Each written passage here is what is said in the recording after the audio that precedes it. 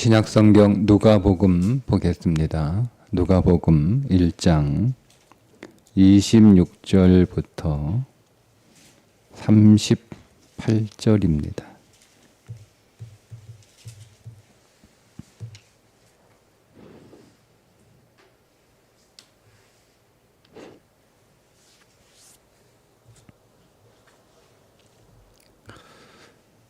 여섯째 달에 천사 가브리엘이 하나님의 보내심을 받아 갈릴리 나사렛이란 동네에 가서 다윗의 자손 요셉이라 하는 사람과 약혼한 처녀에게 이르니 그 처녀의 이름은 마리아라.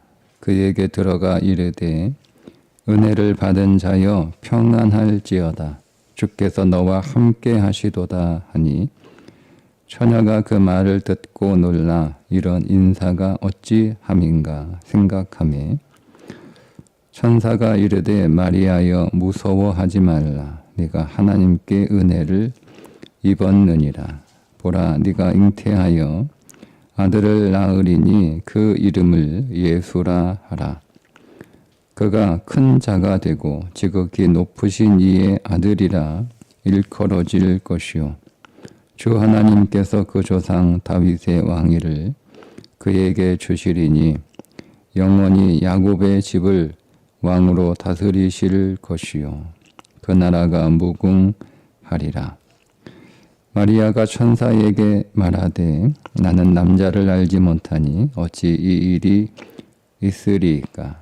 천사가 대답하여 이르되 성령이 네게 임하시고 지극히 높으신 이의 능력이 너를 덮으시리니 이러므로 나실 바 거룩한 이는 하나님의 아들이라 일컬어지리라.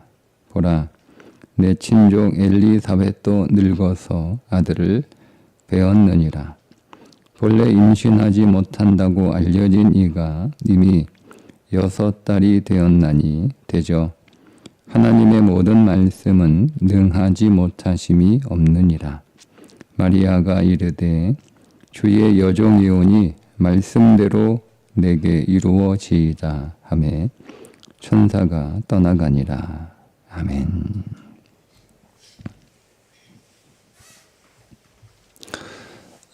여섯째 달에 천사 가브리엘이 마리아를 찾아오는데 이 여섯째 딸은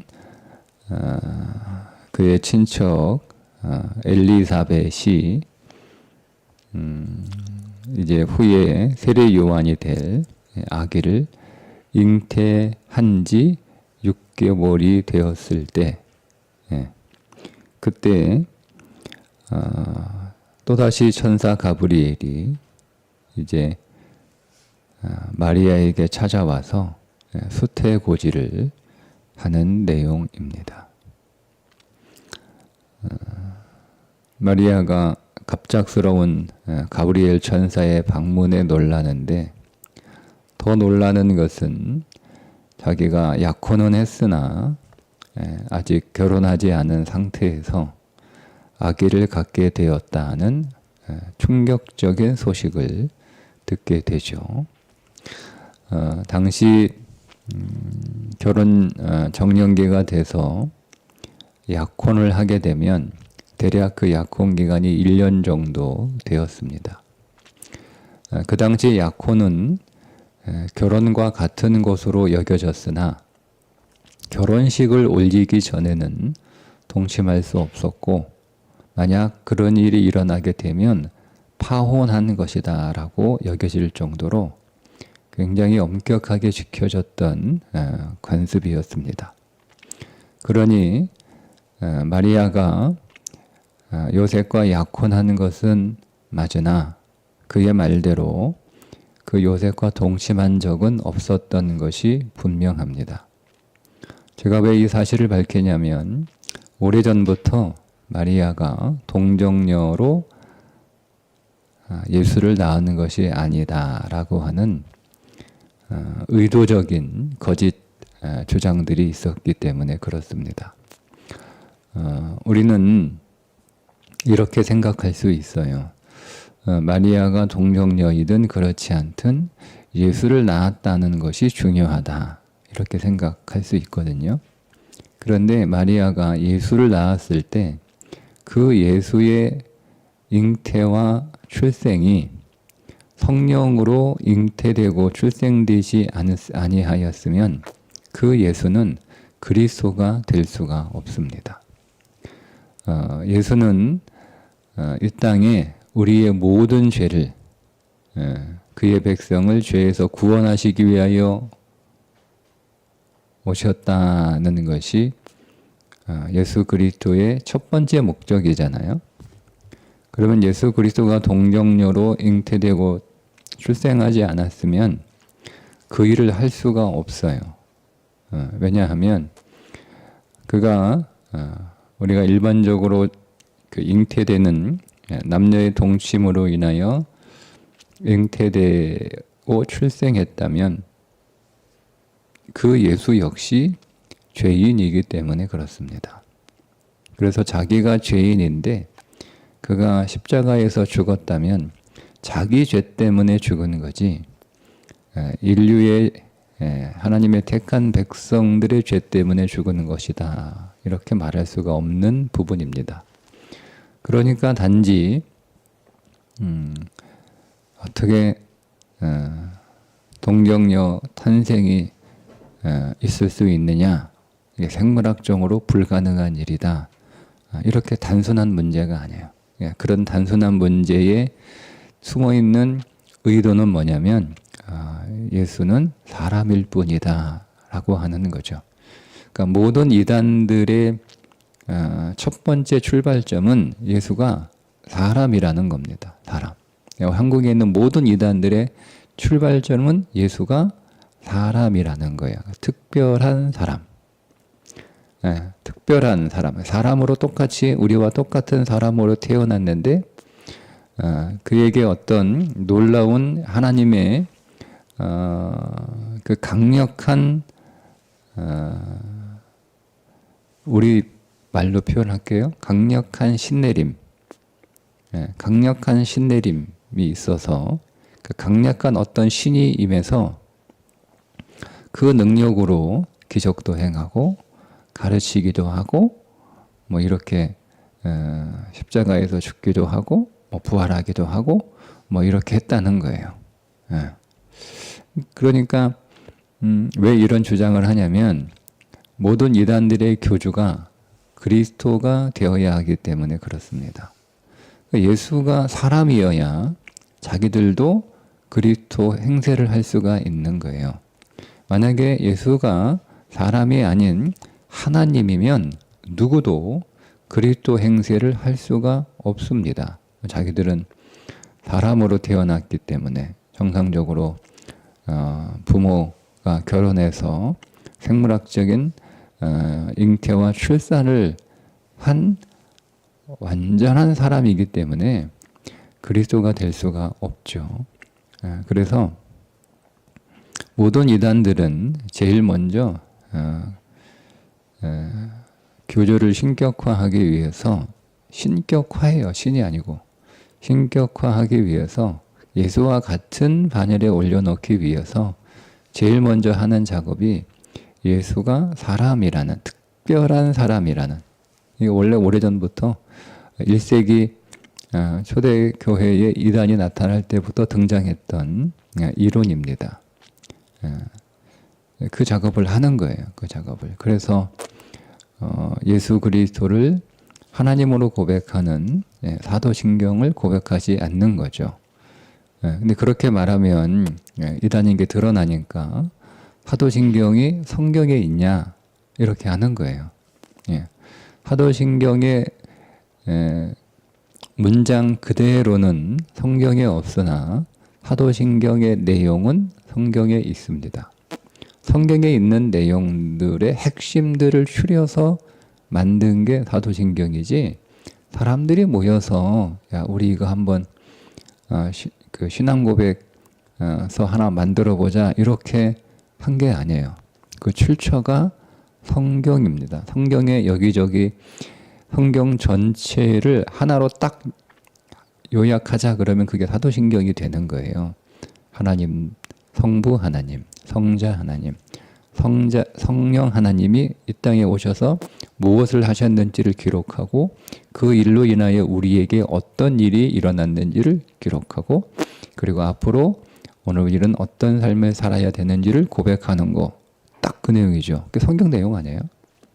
그러니까 우리가 왜 제가 이런 말씀을 누누이 강조하냐면 의외로 많은 그리스도인들이 예수님이 하나님이라고 하는 사실을 있습니다. 그거를 별로 중요하게 생각하지 않아요. 매우 중요한 겁니다. 우리의 신앙은 예수 그리스도가 하나님을 고백하는 것에서 출발해야 돼요. 자, 베드로가 예수님 앞에 신앙 고백을 하죠. 주는 그리스도시요 살아계신 하나님의 아들이십니다. 예수님이 그 고백을 들으시고 베드로의 고백 위에 교회를 세우시겠다라고 말씀을 하시죠. 그래 그 얘기는 베드로를 그렇게 위대하게 쓰시겠다라는 말씀이 아니라 베드로의 그 신앙 고백이 모든 교회의 출발이라는 거예요. 주는 그리스도시요 살아계신 하나님의 아들이십니다. 그러니까 예수님이 하나님이라고 하는 하나님이신 예수님이 우리에게 구원자로 오셨군요 라고 하는 그 고백을 출발로 모든 교회가 세워진다. 그 교회는 건물이 아니고 내가 교회니까 우리의 모든 신앙이 그 고백에서 출발한다 이거예요. 그런데 엉뚱하게 예수라고 하는 사람은 위대한 선지자요, 위대한 교사요, 위대한 능력자요 이렇게 예수님을 치켜 세우긴 하는데 사람의 수준에서 가장 위대한 선지자, 사람의 수준에서 가장 위대한 교사, 사람의 수준에서 가장 위대한 능력자 이렇게 만들어 놓는 거죠. 그래서 나도 그 예수와 같은 선지자요, 교사요, 능력자다 이렇게 행세를 하는 거예요. 근데 거기에 사람들이 속아 넘어가는 거죠. 왜요? 정확하게 예수 그리스도가 누구인지 모르기 때문에 그렇습니다. 여러분 우리가 오늘 누가복음을 이제 새벽마다 묵상할 텐데 모든 성경뿐만 아니라 누가복음은 예수님의 생애에 관한 기록이잖아요. 그 누가복음을 읽을 때 예수님이 하나님이시고 그 하나님이신 예수님이 이 땅에 오셔서 우리의 죄를 위한 제물로 오셔서 우리를 위하여 죽으시고 우리의 모든 죄를 종결하시고 다시 부활하셔서 우리를 그리스도와 함께 새 사람으로 다시 태어나게 거듭나게 중생하게 하시려고 오신 분이시다라고 하는 것을 우리 마음에 정확하게 새겨놓지 않고 성경을 읽으면 우리가 이 누가복음의 내용들은 그저 예수님의 이야기 혹은 예수님이 오늘 우리에게 가르치신 어떤 교훈 정도로 밖에 말씀을 이해할 수밖에 없습니다. 그렇지만 예수 그리스도가 하나님이시고 그 하나님이신 예수님이 이 땅에 나를 위하여 오셨고 라는 것을 우리가 믿게 되면 그 말씀 한마디 한마디 한절 한절이 우리는 하나님의 말씀으로 받아들일 수밖에 없고 그 말씀에 순종할 수밖에 없는 믿음의 태도를 갖게 되는 거죠. 신앙의 태도가 오늘 이 마리아의 태도, 누가복음은 마리아의 이 태도를 우리들에게 좀 강조해서 보여주고 있는데 가브리엘 천사가 와서 마리아에게 문안하며 인사하는 첫 번째 인사가 뭡니까? 내게 은혜가 있다는 거예요. 자, 30절에 보면 천사가 이르되 마리아여 무서워하지 말라 네가 하나님께 은혜를 입었느니라. 하나님께 선물을 받았다는 거예요. 말할 수 없는 놀라운, 하나님은 오늘 우리들에게 어떤 선물을 주시는데, 여러분, 하나님이 우리에게 주시는 선물은 좁쌀 한 톨이라도 위대한 선물인 줄 믿습니다. 예. 우리가 선물을 어떤 사람에게 받느냐, 우리가 어떤 선물을 받느냐도 중요하지만 그 선물을 누구에게 받느냐도 중요하거든요.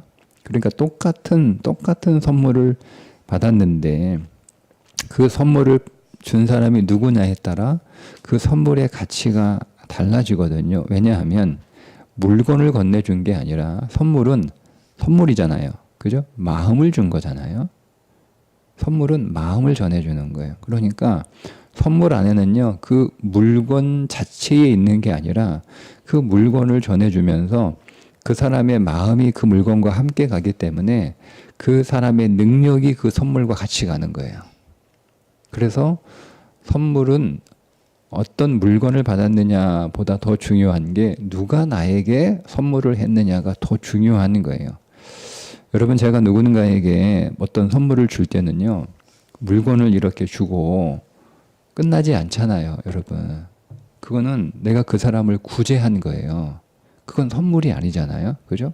불쌍해서, 네가 불쌍해서, 먹을 것도 없고 참 안 됐다. 내가 이걸 이렇게 주는 거예요. 그거는 선물이 아니야. 근데 제가 어떤 선물을, 이 사람을 내가 너무 사랑해서 이 사람을 이렇게 어떤 선물을 주고 싶어서 선물을 이렇게 줬어요. 근데 요 선물 안에는 한 그릇 먹을 것에 불과한 것이지만 그 선물 안에는 내가 계속 너를 먹이겠다라고 하는 그 사람의 마음이 그 선물 안에 들어있어요. 그게 선물이에요. 그래서 어떤 사람이 내게 선물을 했느냐가 중요한 거예요. 하나님이 오늘 마리아에게 선물을 주셨어요. 그 선물이 하나님의 은혜일 뿐만 아니라 마리아가 받은 복이라는 거죠. 근데 말씀드린 것처럼 하나님이 오늘 우리에게 주시는 선물은 그것이 좁쌀 한 톨이라도 말할 수 없이 놀라운 것이다라고 하는 이유가 하나님이 내게 선물하셨기 때문에 그렇습니다. 그런데 이 마리아의 입장에서 보면 하나님이 자기에게 선물을 주셨는데 그 선물이 황당하게 짝이 없는 거예요. 왜냐하면 약혼은 했으나 남자를 알지 못하는 자신이 잉태를 했다니, 여러분, 이게 얼마나 충격적인 일입니까? 그로 인하여 생기는 현실적인 문제들이 있죠. 첫 번째, 요셉과 파혼해야 됩니다. 그리고 자기는 그 동네에서 부정한 여자라고 사람들에게 낙인이 찍혀야 됩니다. 그러니 그 마을에서 살 수가 없습니다. 그러니까 여러분, 이건 단순한 문제가 아니에요. 이게 부정할 수가 없잖아요. 배는 불러오고 10달이 지나면 아기가 태어날 텐데 요셉은 나는 아니다 이렇게 주장할 테고, 요셉이 아니라는데 그러면 저 아이의 아버지는 누구냐? 그러면서 여러분, 요셉의 집안은 우리 결혼 못하겠다, 파혼하자 이렇게 나올 거고, 그 소문은 동네에 삽시간에 퍼질 거고, 그러면 동네 사람은 여기저기서 수군수군 될 거고, 저거 조신한 줄 알았는데 아니네 이렇게 할 거고, 그러면 동네 창피해서 어떻게 살아요? 그럼 마리아의 온 집안은 다 짐 싸들고 다른 도시로 가야 되는데, 이런 일들이 벌어지게 되는 거죠. 근데 그게 하나님의 선물이라는 거예요. 하나님의 선물.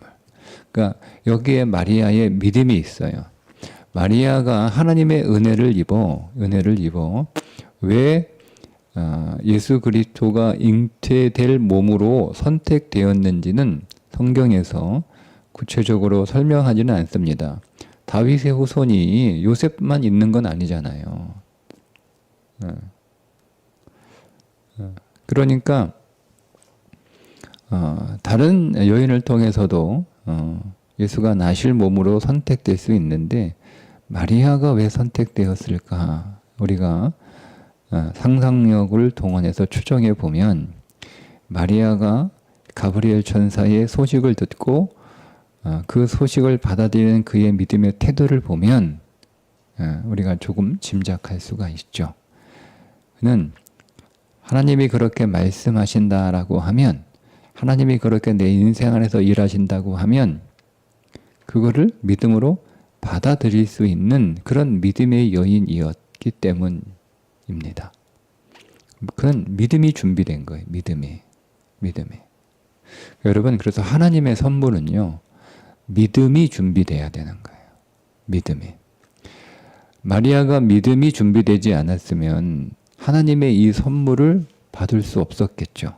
하나님이 선물을 주시려고 오는데 마리아가, 아니 황당하게 무슨 말입니까? 결혼도 하지 않는, 남자를 알지 못하는 내가 아기를 갖는다뇨.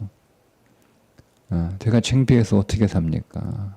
파혼당할 거고, 이 동네에서 쫓겨날 거고, 저는 그렇게 못 삽니다.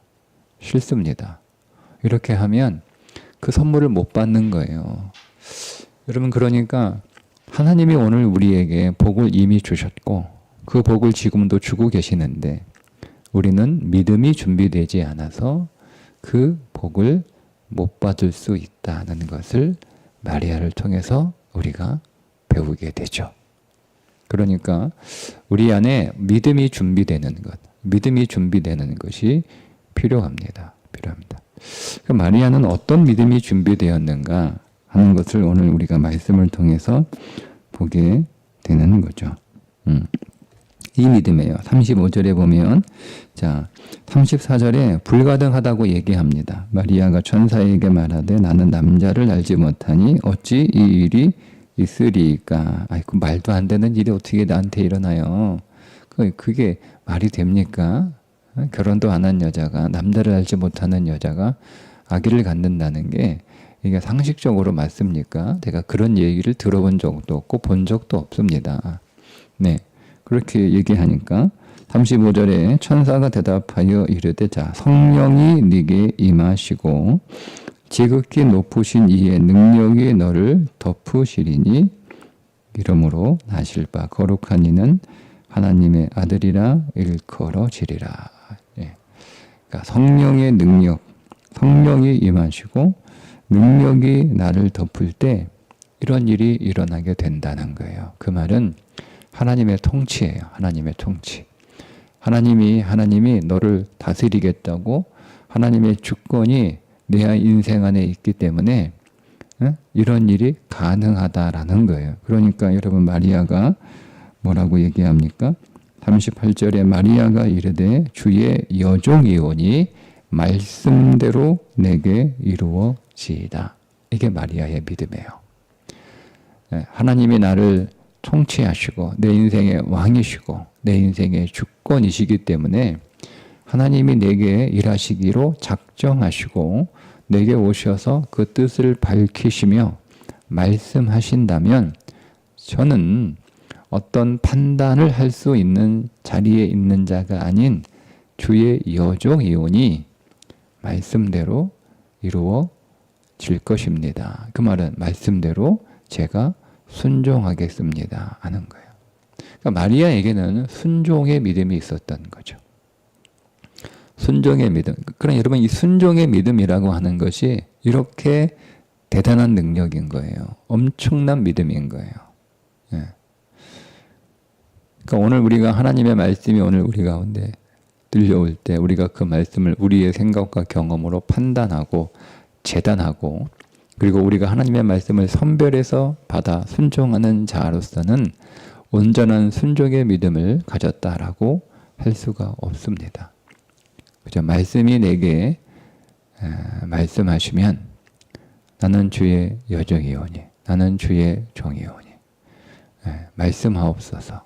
그 말씀이 내게서 이루어질 것입니다. 곧 그 말씀대로 내가 순종하겠습니다.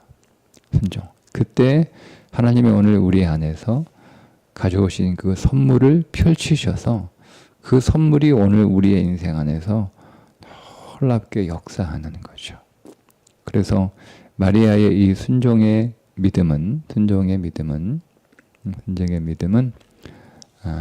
가장 위대한 어머니로, 가장 위대한 어머니로 지금까지 전해지고 있잖아요. 가장 위대한 어머니로, 가장 위대한 어머니로. 마리아가 그 이름의 어원이 제가 룻기 보면서 마라라고 말씀을 드렸죠. 미리암, 마리아 다 그 이름의 뿌리가 마라입니다. 그래서